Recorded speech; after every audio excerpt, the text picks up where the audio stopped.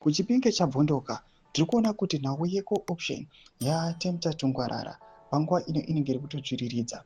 Tiri kuona kuti recently he was blocked nemaletters, vamwe vaibva kuna NACHAMISA, vamwe vachimboti aiwa these are Tagure allies vari kubloka just because there are some fights between Paul Tungwarara ende kuda kuchita kurei.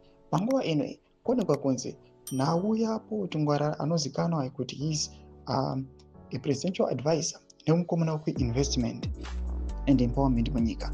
Panguva ino nhau yake yekuva co-opted into the Central Committee yakupisa much not for subscriber like on the bell icon.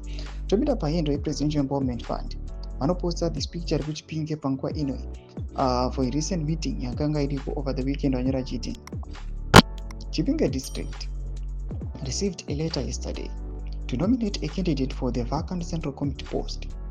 At a district meeting, Comrade Angelina Gata proposed Dr. Tungwarara, and the nomination was unanimously seconded.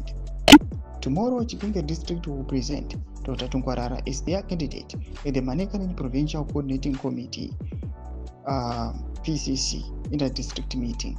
Ndio mashoko anobuda achikurukurwa awa mu presidential funds. Panguva inotaura kuti aiwa nhau yaTungwarara aiwa kuchipinge vari kumuda, vari kutomuti toda kutopinda agere mu PCC to discuss kuti a vacant post iri mu Central Committee todi nayo.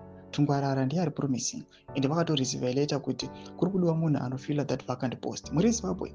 Noti kudii pamusoro penhau iyi zviri kuitika panguva ino kuri kunzi pane maseculars mamwe ari fake ataona adismisswa nethe ZVAITWA ari kunzi Tungwarara angava involved mune nhau aiwa dzecorruption pamacompanies ake.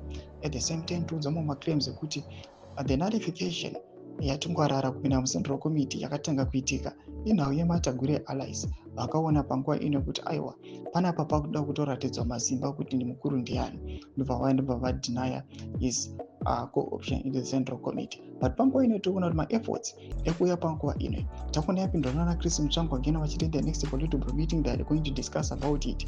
We never know, hatizivi kuti zvichapera sei.